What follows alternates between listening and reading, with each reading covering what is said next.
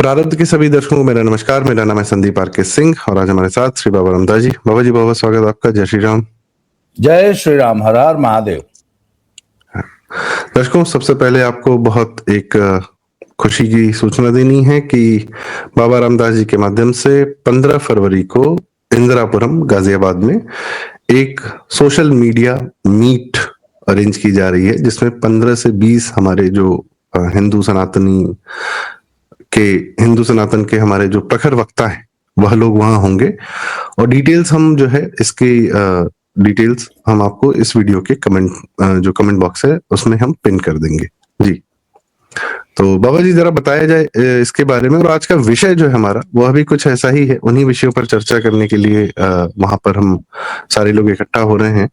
विषय है आईआईटी दिल्ली में कास्ट, और उस पर जो है कुछ बहस की जा रही है, तो अभी उस पर हम चर्चा करेंगे। पहले हम बाबा जी से इस इवेंट के बारे में संक्षेप में जान लें। बाबा जी बताएं, क्या प्रयास है सर? ये 15 फरवरी संडे पड़ रहा है जी भाई।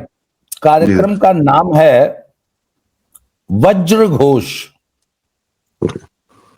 वज्र घोष जो है ये एक पौराणिक शंख का नाम है।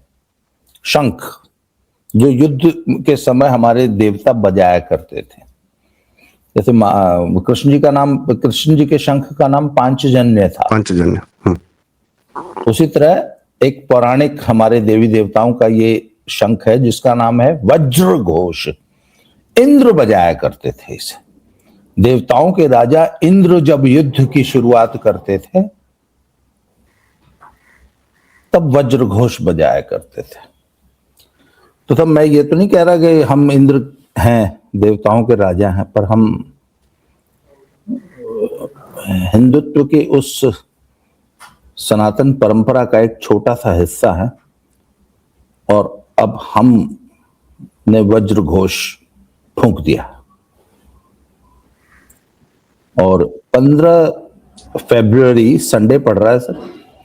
ये ओरिजिनली जो प्रोग्राम था ये इंदिरापुरम पब्लिक स्कूल में हमने प्लान किया था, पर कल वहां पे हमने जब उसके साउंड टेस्ट किया ना तो इको आ रही थी हॉल में, क्योंकि स्कूल का हॉल था। तो स्कूल के ही बगल में कॉलेज भी है, Indirapuram college for higher studies, higher education. उसके ऑडिटोरियम में ये हमने शिफ्ट कर दिया है। वो मैं विधिवत सूचना दे दूंगा। है अगल बगल ही दोनों, इंदिरापुरम में ही। और ये गाजियाबाद नोएडा का बॉर्डर है। तो वहां पे लगभग 2 दर्जन वक्ता आ रहे हैं सब। मुंबई से तोरसेकर आ रहे हैं, जयपुर से संजय दीक्षित जी आ रहे हैं, कर्नल आरएसएन सिंह जी आ रहे हैं, उसके बाद अनुपम मिश्रा जी आ रहे हैं, कंचन गुप्ता जी हैं, I think one of the senior most journalist today, Pioneer के संपादक रहे हैं सर जी। वो आ रहे हैं। उसके बाद हर्ष जी आ रहे हैं, हर्ष ग्लोबल वाले, वैभव जी आ रहे हैं, डू पॉलिटिक्स वाले, प्रखर श्रीवास्तव जी आ रहे हैं जिन्होंने हे राम पुस्तक लिखी थी। बहुत प्रखर वक्ता। अरे बहुत अद्भुत जी, अद्भुत। उनका कार्य तो अद्भुत है। उस तरह शांतनु गुप्ता जी आ रहे हैं, आप होंगे, अवनीश भाई पीएन शर्मा जी हैं, पुष्कर दादा हैं, तो सब 2 दर्जन वक्ता हैं। और हम पैरेलल सेशंस प्लान कर रहे हैं। जैसे एक मुख्य सेशन उसमें चलेगा, एक पैरेलल सेशन हम चलाएंगे जिसमें वक्ताओं का और श्रोताओं का इंटरेक्शन होगा, इंटरेक्टिव सेशन। और थोड़ा सा इसको अलग हट के प्लान किया है। और उद्देश्य है कि हम कैसे इसको, जो हिंदुत्व के सामने जो चैलेंजेस हैं उनको कैसे हम हैंडल करते हैं, इस पे स्ट्रेटेजी बनाने का अब समय आ गया है जी। मुझे याद है सर, मुझे याद है मेरी पहली बार आपसे मुलाकात भी एक ऐसे ही छोटी सी सोशल मीडिया मीट में ही हुई थी जो बनारस में हुई थी। तो आप लोग तो फेसबुक पे ज्यादा लेखन होता था, वहां से पढ़ते थे। और उसके बाद तो जो आप लोग देखते ही हैं कितने प्रगाढ़ संबंध हो गए हैं हम लोग के। तो बाबा जी, दर्शकों से रिक्वेस्ट कि यदि दिल्ली नोएडा में हो, आसपास कहीं एनसीआर में, तो समय निकाल कर वहां जरूर आए और सबसे मिलने का मौका मिलेगा। तो आइए, थोड़ा सा हम लोग वीडियो के अलावा आमने सामने भी मिल सकते हैं जी। तो बहुत अच्छी शुरुआत है ये, एक अच्छा मीट होगा, एक अच्छा अनुभव होगा। तो बाबा जी संदीप भाई बात है ना, लोग पूछते हैं कि ऐसी मीट्स की क्या जरूरत है। आज का जो हमारे इस टॉपिक वीडियो का जो टॉपिक है वो दिव्या द्विवेदी नाम की फिलॉसफी और लिटरेचर की प्रोफेसर है, आईआईटी दिल्ली में ह्यूमैनिटीज। एक तो इंजीनियरिंग छोड़ के, ये पता नहीं किसने इनको आइडिया दिया कि वहां इंजीनियरिंग छोड़ के ह्यूमैनिटीज पढ़ाई जाए, फिलॉसफी और इंग्लिश लिटरेचर। तो उनको पढ़ने लिखने से मतलब नहीं होता, वो यही सब काम कर रहे हैं। वहां पे जो कॉन्फ्रेंस कराई जा रहा है उसके बारे में आप अब चर्चा की शुरुआत कीजिए कि वहां पे हमारे आईआईटीज में क्या कुछ चल रहा है। सर, जैसे बाहर हमारे विश्वविद्यालयों आईआईटीज में बाहर से फंडिंग आती है रिसर्च के नाम पर इत्यादि इत्यादि, तो है ये समस्या कि एजेंडा भी बाहर से ही आ रहा है। यहाँ पर जो है दिव्या द्विवेदी जी ने equality labs and the Dalit Palestinian parallel and push to frame caste as global operation, भारतीयों को यह दिखाने का, यह बताने का बहुत जबरदस्त प्रयास किया जा रहा है कि कास्ट में यहाँ पर वो कास्ट ऑपरेशन हो रहा है। और अभी एक फिल्म भी आएगी, होम बाउंड, आ चुकी है वैसे, वो ऑस्कर में भी उसको जितवाया जाएगा अभी फरवरी आते आते। तो यह नैरेटिव ये बड़ा तगड़ा पुश किया जा रहा है कि भारत में कास्ट ऑपरेशन है। बाबा जी, मैं आपसे पूछना चाहता हूँ, आप शिक्षा के क्षेत्र में इतने लंबे समय तक रहे, आपने गरीब बच्चों को एकदम ही निःशुल्क सालों साल लगातार पढ़ाया, पूरा स्कूल चलाया। बच्चे आज आपने बताया था कि अच्छी अच्छी पोजीशन पे आर्मी में है, यहाँ है वहां है, बहुत जगह, और पूर्वांचल के एकदम निचाट इलाके से शिक्षा के माध्यम से बच्चों का जीवन बेहतर बनाया आपने, और आप परिवार भी शिक्षा के क्षेत्र में सदैव रहा। कभी ये सब बहस की जरूरत पड़ी क्या? और ये कितना इसका क्या प्रभाव पड़ रहा है हमारी यूनिवर्सिटीज में, जो बच्चों को ये सब चीजें अननेसेसरली पढ़ाई जा रही हैं? जी बाबा जी।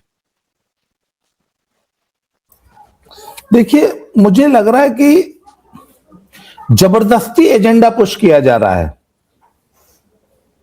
और एक वर्ग को जबरदस्ती ये बताया जा रहा है कि आपके साथ तो बहुत ऑपरेशन हो रहा है, आपके साथ तो बहुत अत्याचार हो रहा है।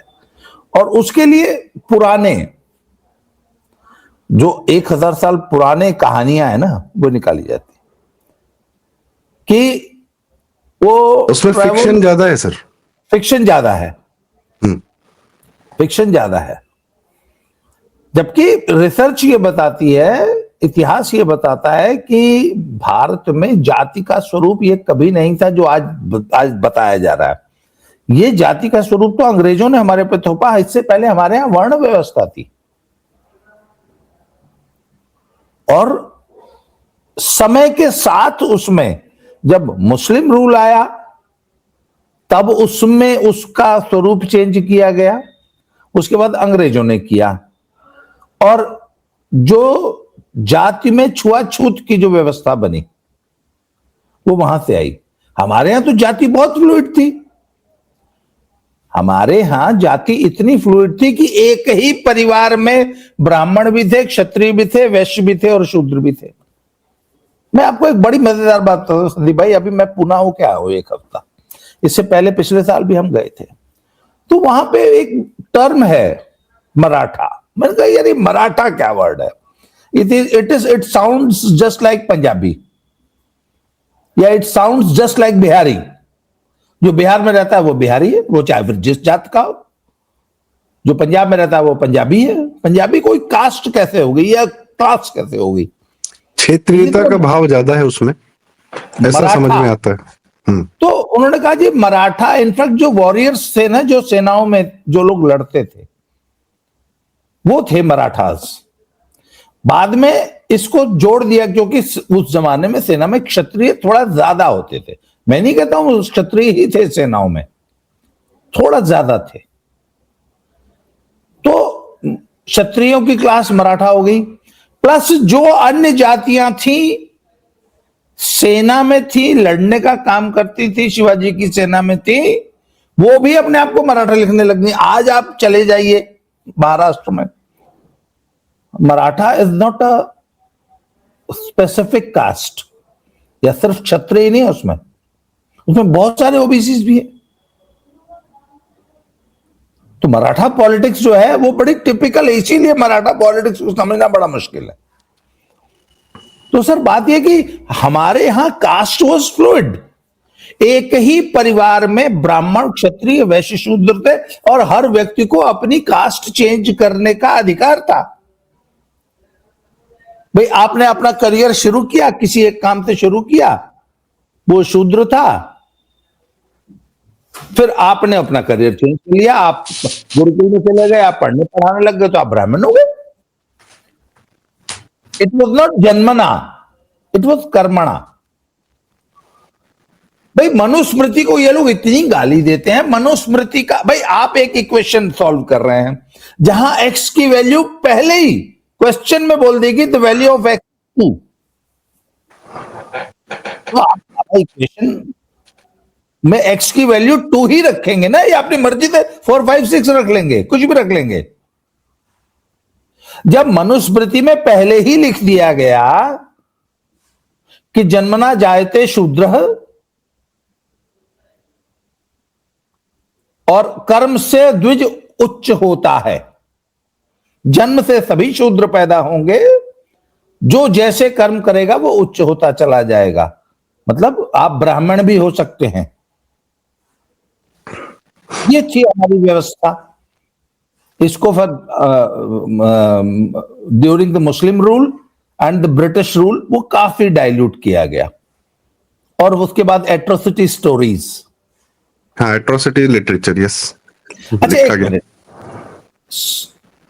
और सर ये सिर्फ भारत में नहीं लिखा गया, हाँ ये अफ्रीका के लोगों के लिए वहां भ्रमित करने के लिए, साउथ अमेरिका में वहां के लोगों को भ्रमित करने के लिए, सबके लिए सबके हिसाब से एक एक एट्रोसिटी लिटरेचर लिखा गया। हमारे एक जेम्स मिल ने लिखा, वो कभी भारत नहीं आया था। जो अंग्रेज जब पढ़ाते थे, जो आईएएस अधिकारी या कोई अधिकारी भेजते थे लोग पहले से, तो जेम्स मिल की किताब है उसको पढ़वा के भेजते थे। और वो आदमी कभी भारत नहीं आया, उसने भारत पूरी किताब लिखी थी कि ये मानसिकता लेकर आपको भारत में जाना है, और उसमें कास्ट की ये सारी चीजें नौटंकी लिखी हुई थी। अच्छा दूसरी चीज सुनिए, हमारे यहां राजा की पत्नी मल्लाह की बेटी थी, महाभारत में है ना, शुरुआत ही वहीं से होती है सर, महाभारत की। काहे का कास्टिज्म था, कौन सी छूत थी? मल्लाह की बेटी में से मछली जैसी स्मेल आती है आपको। आप जो सर और ये डिस्क्रिप्शन भी है। और सर उन जो सत्यवती थी, उनका एक संसर्ग जो है, उनके जो ऋषि मुनि थे जिन्होंने कृष्ण द्वैपायन व्यास, वह पुत्र थे, वह भी पुत्र थे, पिता उनके ब्राह्मण थे और माता जो है मल्लाह की थी, और वह भी आते हैं महाभारत में कथा में। खैर आप बता रहे थे कि ये हमारे यहाँ सर एक जी दिव्या, ये जो है मैडम जी जो आईआईटी मुंबई में जो कॉन्फ्रेंस करा रही थी, हाँ आईआईटी दिल्ली में जी, इनका नाम है दिव्या द्विवेदी। ये आज हमारे आईआईटी के स्टूडेंट्स को जो वहां बीटेक एमटेक करने गए हैं, उनको ये बता रही है कि साहब तुम्हारे पर तो बहुत अत्याचार हो रहा है। लड़का कहेगा नहीं हम पे नहीं हुआ है, कहेगा नहीं नहीं तुमको पता नहीं है, पर है ये। सर इसमें एक सवाल उठता है, यह विदेशी एजेंडा, वोक एजेंडा भारत के यूनिवर्सिटीज में पर्टिकुलरली जहां से भारत का भविष्य पैदा हो रहा है, वहां यह जबरदस्ती डालने की मंशा क्या है सर?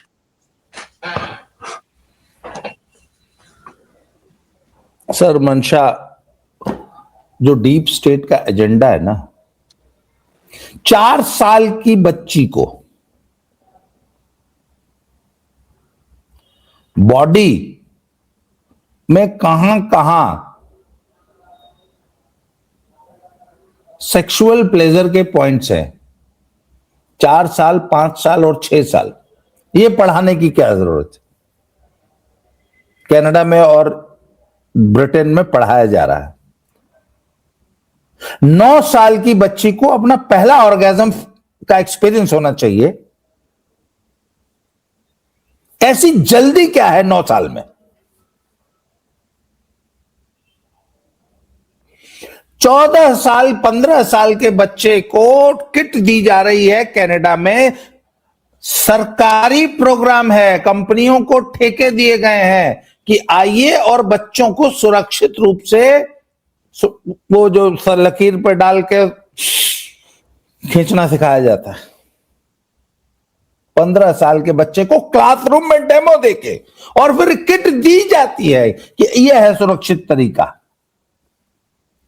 और जब सूंघ लेना है तो तुम्हारे पर्स में कॉन्डोम बहुत जरूरी होना चाहिए, नहीं तो फिर तो तुम तो सुध-बुध खो बैठोगे। तो you should not have unprotected sex. 15 साल के बच्चे को कनाडा ये अपने सरकारी स्कूल में सिखा रहा है। इसको लेके बड़ा बवाल मचा हुआ। कौन सिखा रहा है सर? क्या एजेंडा है? तो अगर हमारे 22 साल के इंजीनियर को दिव्या द्विवेदी जी अगर ये सिखा रही हैं कि तुम्हारी दादी को ब्लाउज नहीं पहनने देता था ट्रावनकोर का राजा, और अगर अपने वक्ष ढकने हैं तो टैक्स लगता था, ये सिखा रही हैं, जबकि झूठी बात है, विशुद्ध झूठी बात है, विशुद्ध झूठी बात है। तो 6 साल की बच्ची को इंग्लैंड में सिखाया जा रहा है। वो कौन सी लॉबी है जो 12 साल की बच्ची को कंसेंट की एज तय कर रही है और 16 साल की बच्ची के साथ 6 पाकिस्तानी एक फ्लैट में हैं? बाहर 250 सिखों का एक हुजूम सिर्फ रिक्वेस्ट कर रहा है सर, और पुलिस वहां खड़ी है और कहती है कि how can we stop them? It is her choice to enjoy her life with 6 Pakistani and she is above 16। कौन लोग हैं सर ये कौन लोग? और इसमें एक चीज और है सर, आईआईटी गांधीनगर में इस्लामिक प्रैक्टिसेस कैसे समाज के लिए अच्छी हैं या शरीर के लिए, स्वास्थ्य के लिए अच्छी हैं, ये रिसर्च चल रही है आईआईटी गांधीनगर में। इस पे बॉल मचा हुआ है सर। हलाला सबसे अच्छा है, आपको मालूम है कि नहीं? स्वास्थ्य के लिए, मेंटल स्वास्थ्य के लिए हलाला सबसे अच्छी प्रैक्टिस है। वो एक लेडी आजकल बहुत वायरल हुई पड़ी है, उसका क्या केस है आपको पता है? दिव्या द्विवेदी अपनी कॉन्फ्रेंसेस में हलाला अच्छा है या बुरा है इस पे चर्चा करेंगी। उसमें केस क्या था कि उसका जो ससुर था ना, वो हमेशा उस बहू के चक्कर में रहता था। उसने अपने पति को बताया तो पति बोलता है ये हमारे यहाँ चलता है, हमारे यहाँ चलता है। फिर जब बात बढ़ गई तो गुस्से में आके मारपीट हुई, तलाक हो गया। अब वो पति कहता है कि उसी ससुर के साथ हलाला करवाओ। उसने एक तरीका निकाल लिया अपने पिता को कि अब्बू हम अकेले मजा थोड़ी नहीं लेंगे, मिल बांट के खाएंगे, अब्बू आ जाओ।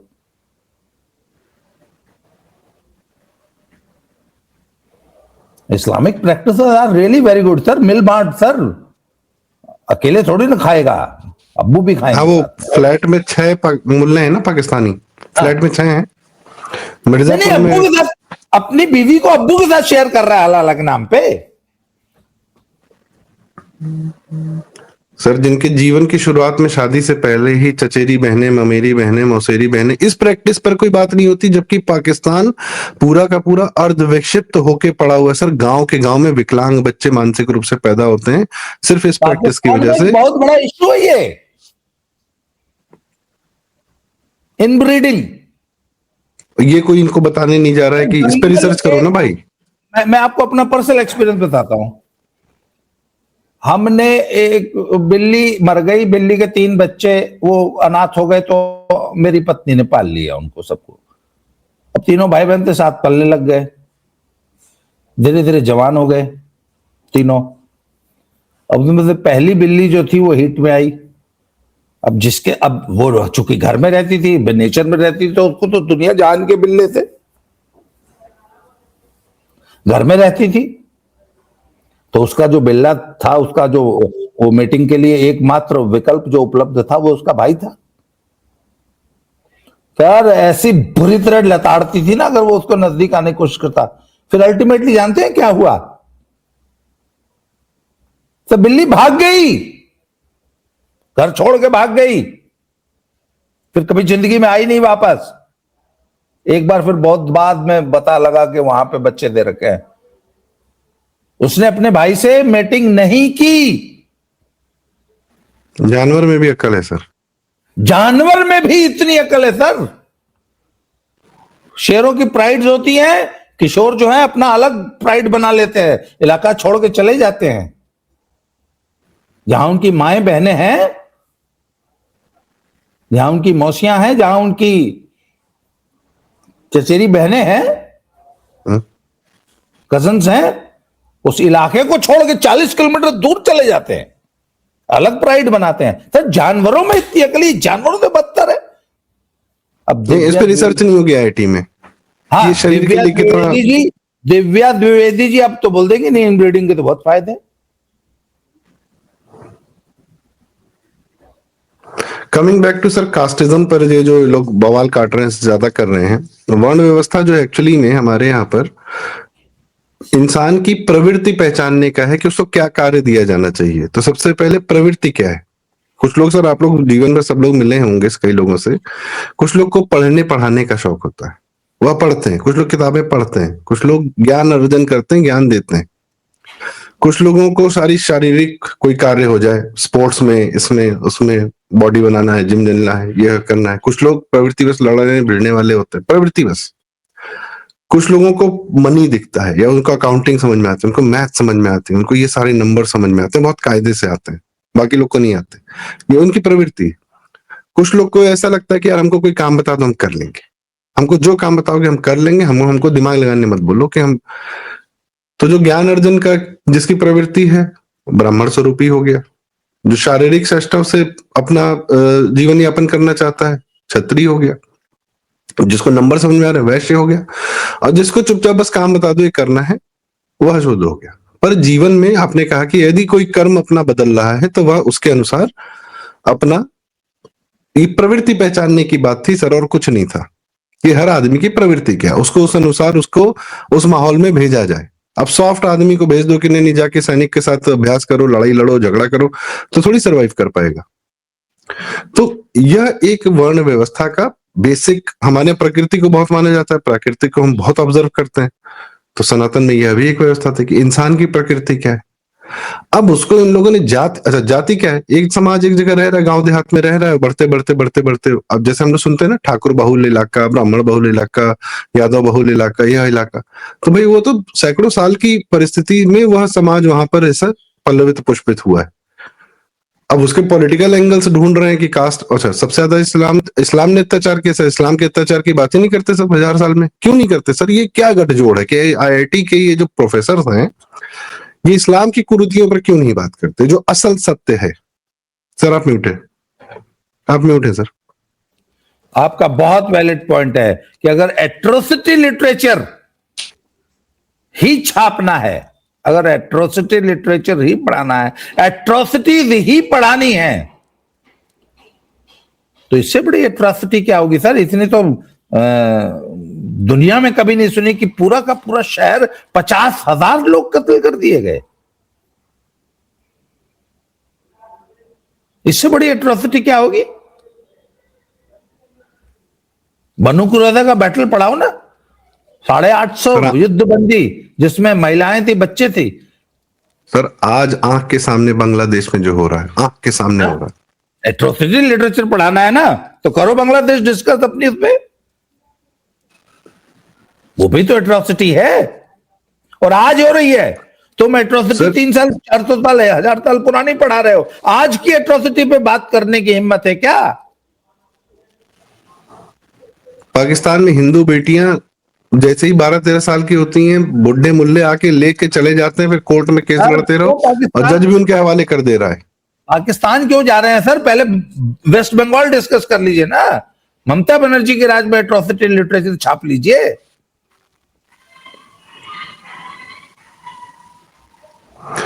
बड़ी दुखद बात है सर। अब यह हमें लगता है कि किसी दिन कुछ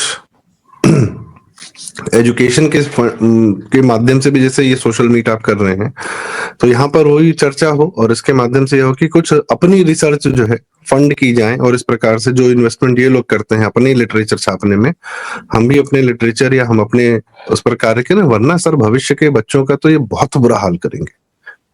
कहाँ शिक्षक के आदमी अपने बच्चों को सौंपता है कि इनको बेहतर बनाएंगे, ये लोग कूड़ा परोसा दिमाग में।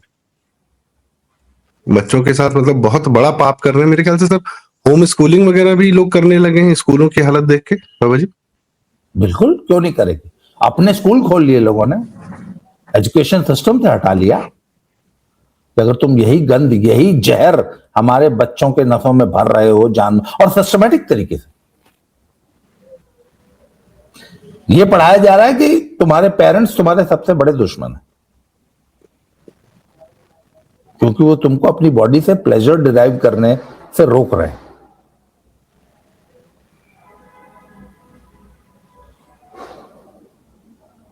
और आपका एक सवाल था ना, ये कौन लोग हैं और ये एजेंडा क्यों? सर एक बात बता रहा हूं, ये तमाम एजेंडा इसी देश में आपके जीवन काल में होता हुआ दिखाई देगा। मैं आज मेरे से लिख लीजिए। And I am sorry to say the Modi government has miserably failed to control this. IIT Gandhinagar, IIT Mumbai, IIT Delhi में ये वाली कॉन्फ्रेंस जो दिव्या द्विवेदी करा रही है, क्यों नहीं रोक पाए सर हम इसको?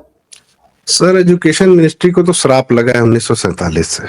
तो शुरू में 4 मुसलमान, फिर 5वां भी मुसलमान, वो कम्युनिस्ट हो गया। उसके बाद इधर साइड से भी आए, एक बीच में मुरली मनोहर जोशी जी आए थे थोड़ी देर के लिए। उसके बाद जावड़ेकर आए कि अरे हमने तो कॉमा नहीं बदला। हम कह रहे जिसने भी क्या किया क्या नहीं किया पलट दिया गया। शिक्षा व्यवस्था तो सदैव इन्हीं लोग के कहीं ना कहीं हाथ में रही है और बहुत बुरा हाल है। जो ओवरऑल एजुकेशन को सनातन से, धर्म से, भारत के असल इतिहास से जोड़ने की प्रक्रिया होनी चाहिए थी, वह तो अब क्या ही कहें सर। मतलब और अभी जो पूरी घटनाक्रम चला है 15 दिन, उसमें भी एजुकेशन मिनिस्ट्री ही का ही दखल दिखता है पूरा पूरा। नहीं दखल है तो चुप्पी है या जो भी है, आया वहीं से। तो इसी के साथ सर बाबा जी आज की चर्चा का समापन करते हैं। एक कोई क्लोजिंग कमेंट यदि आप देना चाहें सर। क्लोजिंग कमेंट यह था कि 15 फरवरी को ज्यादा से ज्यादा अगर आप दिल्ली, एनसीआर, सोनीपत और दिल्ली के नजदीक के इलाकों में रहते हैं, मौका निकल के आइए। ये बहुत जरूरी कॉन्फ्रेंस है। इस पे हम ये चर्चा करेंगे कि इस इकोसिस्टम से हमको लड़ना कैसे। सर अब तो मेरठ से भी आना आसान हो गया है। आरआरटीएस चलती है 1 घंटे का पूरा शानदार एक्सप्रेसवे। हाँ, और दुनिया के सब काम छोड़ के आइए जी। तो इसी के साथ आज की चर्चा का समापन करते हैं। बाबा जी बहुत बहुत धन्यवाद, आपने हमें समय दिया। दर्शकों आपकी क्या राय है? आपके बच्चों के स्कूल्स में या आपके अपने कॉलेजेस में आपको क्या दिखता है, क्या दिख रहा है, वो हमें कमेंट्स में अपनी राय जरूर बताएं। कृपया वीडियो लाइक करें, शेयर करें। बड़ा आवश्यक है इसके बारे में जानना कि यह हो क्या रहा है और अपनी आवाज उठाना। और चैनल जरूर सब्सक्राइब करें, बाबा रामदास जी का चैनल स्लो जिंदगी, बाबा की खरी खोटी, और हम सबका साझा अपना, बाबा जी हमारा, अमनी जी, हम सबका अपना साझा चैनल प्रारब्ध। बहुत बहुत धन्यवाद, नमस्कार, प्रणाम, जय श्री राम। जय श्री राम।